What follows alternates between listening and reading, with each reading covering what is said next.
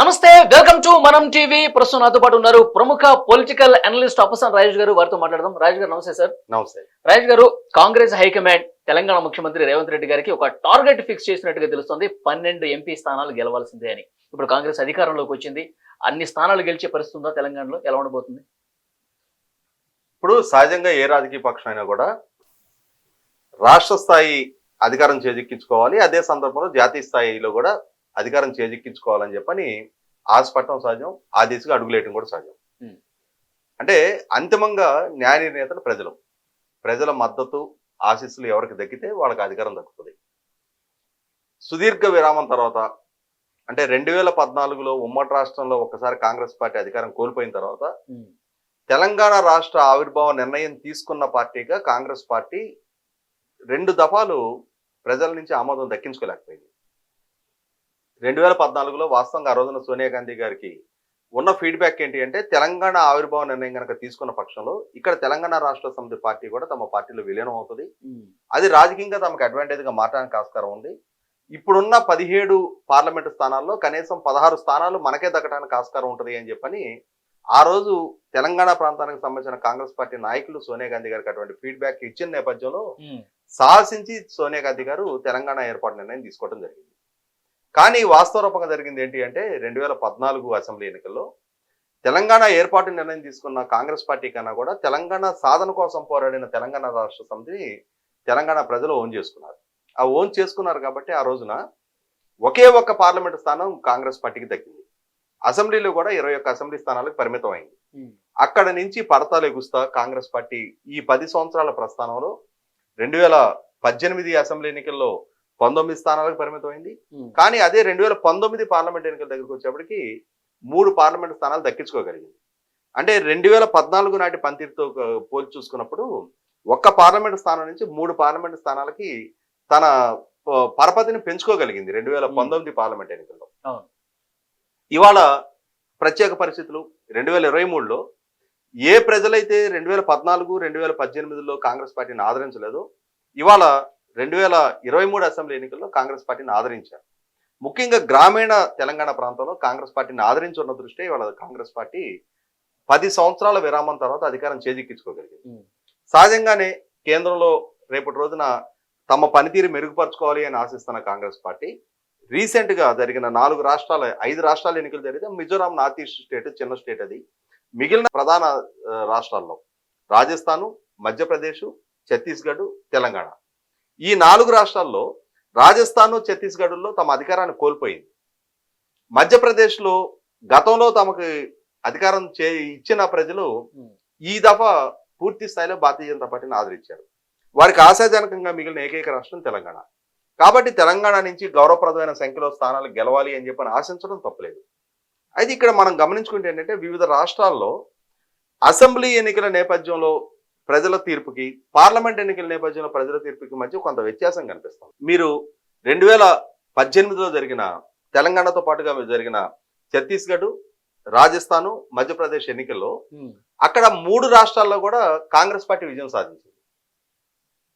కానీ పార్లమెంట్ ఎన్నికల దగ్గరకు వచ్చేప్పటికి, అంటే తర్వాత 5 నెలల్లోనే జరిగిన పార్లమెంట్ ఎన్నికల్లో దాదాపుగా క్లీన్ స్వీప్ చేసేసింది భారతీయ జనతా పార్టీ ఆయా రాష్ట్రాల్లో. అసలు అంటే కాంగ్రెస్ పార్టీకి గణనీయమైన సంఖ్యలో అసెంబ్లీ స్థానాలు కట్టబెట్టిన ప్రజలే పార్లమెంట్ ఎన్నికల దగ్గరకు వచ్చేప్పటికి కేంద్ర ప్రభుత్వాన్ని ఎంపిక చేసుకునే సందర్భం వచ్చేటప్పటికి రాహుల్ గాంధీ గారి కన్నా నరేంద్ర మోడీ గారిని చూజ్ చేసుకున్నారు.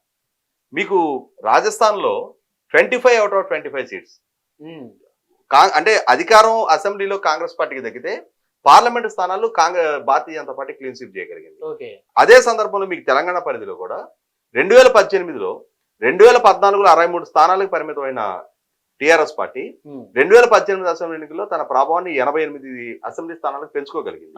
కానీ అదే 2019 పార్లమెంట్ ఎన్నికల దగ్గరకు వచ్చేటప్పటికి 2014లో ఆ రోజున పార్లమెంట్ లో ఎంఐఎం పార్టీ ఒకటి, భారతీయ జనతా పార్టీ ఒకటి, వైసీపీ ఒకటి, తెలుగుదేశం ఒకటి, ఈ 4 తప్పించేస్తే మిగిలిన 13 స్థానాలు టీఆర్ఎస్ పార్టీ గెలవగలిగింది 2014లో.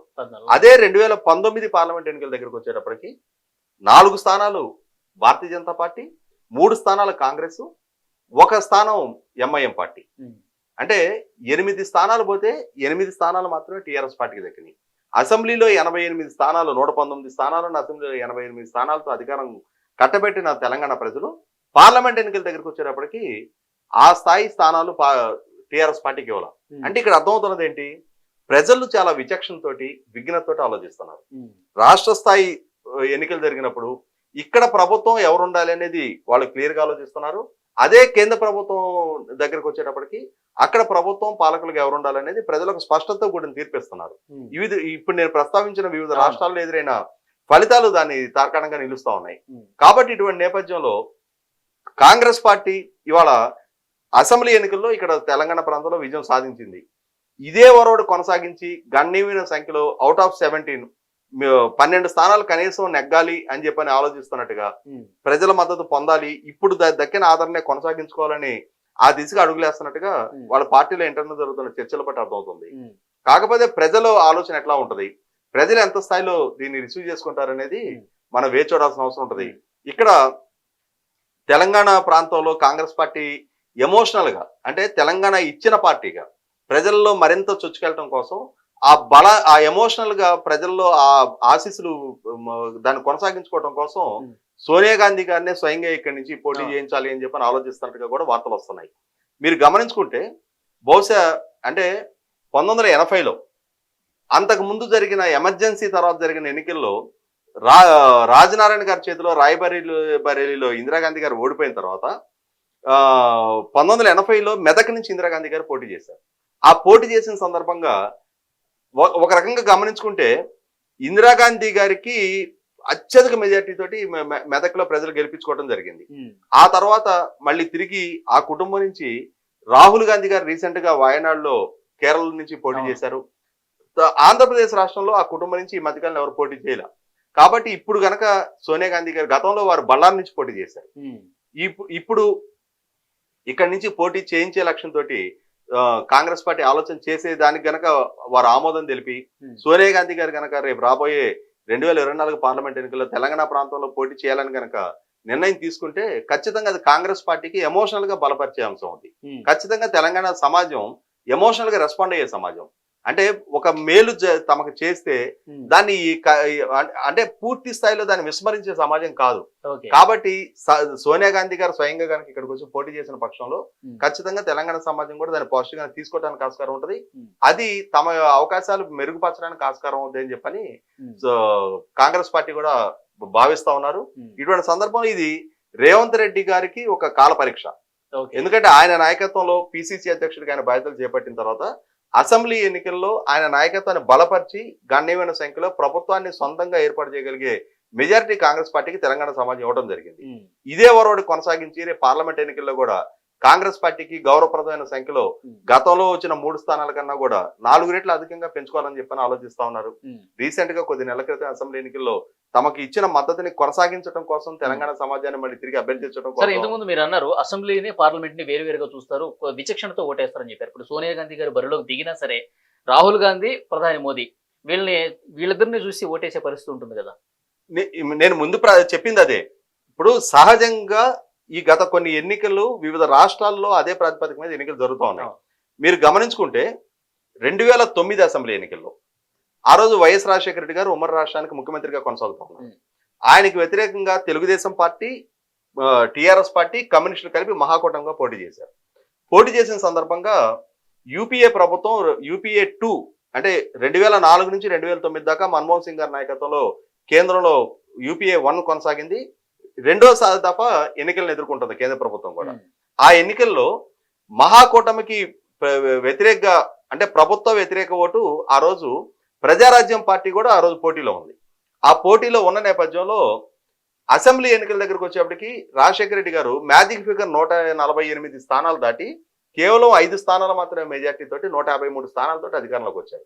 అదే పార్లమెంటు స్థానాల దగ్గరకు వచ్చేటప్పటికి 33 స్థానాలు నెగ్గడం జరిగింది కాంగ్రెస్ పార్టీ. ఆ రోజు దేశంలో ఆ రోజు యూపీఏ ప్రభుత్వం అక్కడ కేంద్రంలో తిరిగి అధికారం చేజిక్కించుకోవడానికి కీలకంగా ఉపయోగపడింది ఆంధ్రప్రదేశ్ రాష్ట్రమే.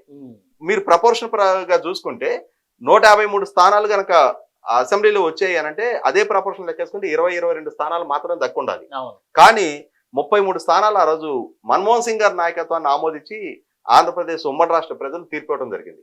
కాబట్టి మొదటి నుంచి కూడా అసెంబ్లీకి పార్లమెంట్కి భిన్నంగానే ప్రజలు ఆలోచిస్తా ఉన్నారు. అది మీకు 1984లో మాత్రమే ఎన్టీ రామారావు గారి హయాంలోనే అది ఆంధ్రప్రదేశ్ ప్రజలు ఎన్టీ రామారావు గారి వెనక నిలబడ్డారు. వాస్తవంగా ఆ రోజు ఇందిరాగాంధీ గారి హత్య జరిగి ఆ నెల 27 రోజులకే పార్లమెంట్ ఎన్నికలు జరిగి దేశవ్యాప్తంగా కాంగ్రెస్ పార్టీకి ఒక బలమైన సెంటిమెంట్ ఆ రోజు సానుభూతి ఎత్తి భారతీయ జనతా పార్టీ 2 స్థానాలకు పరిమితమైన సందర్భంలో కూడా తెలుగుదేశం పార్టీ ఇక్కడ 42 స్థానాలకి 30 స్థానాలు దక్కించుకోగలిగింది. తెలుగుదేశం పార్టీ తోటి అలయన్స్ పార్ట్నర్లుగా ఉన్న కమ్యూనిస్టులు, జనతా పార్టీ, భారతీయ జనతా పార్టీ కలిపి ఆ రోజు ఇవాళ కమ్యూనిస్టులు, భారతీయ జనతా పార్టీ చెరకూటంలో ఉంటున్నాయి. కానీ ఆ రోజు ఎన్టీ రామారావు గారితో కమ్యూనిస్టులు, భారతీయ జనతా పార్టీ, జనతా పార్టీ కలిపి అలయన్స్ పార్ట్నర్ గా ఉన్నారు. ఆ కూటమి 42లో 35 స్థానాలు దక్కించుకోగలిగింది. అంటే ఆ ఎన్నికల్లో మాత్రమే రాష్ట్ర ప్రజల ఇక్కడ స్థానిక పరిస్థితులను బట్టి నిర్ణయం తీసుకున్నారు. కానీ మిగిలిన ప్రధాన సందర్భాల్లో రాష్ట్ర ఎన్నికలకి పార్లమెంట్ ఎన్నికలకి మధ్య ప్రజలు ఆ విచక్షణని వ్యత్యాసాన్ని చూపిస్తున్నారని. భారత్ జోడో యాత్ర కూడా ఒక దఫా చేశారు, ఇంకో దఫా చేయబోతున్నారు రాహుల్ గాంధీ గారు. ఈసారి రాహుల్ గాంధీని ప్రధానిగా చూడాలని చెప్పి కాంగ్రెస్ కార్యకర్తలు, నాయకులందరూ కూడా వాళ్ళ అభిష్టంగా ఉంది. ఎంతవరకు సక్సెస్ అయ్యే పరిస్థితుంది సార్? ఇప్పుడు ఒకటి, ప్రజల్లో గనక రాహుల్ గాంధీ గారి నాయకత్వాన్ని బలపరచాలి అని చెప్పిన ఒక స్పష్టత కొన్ని నిర్ణయం తీసుకుంటే దాన్ని ఎవరు ప్రజాస్వామ్యంలో అంతిమంగా ప్రజలే కదా న్యాయ నేతలు.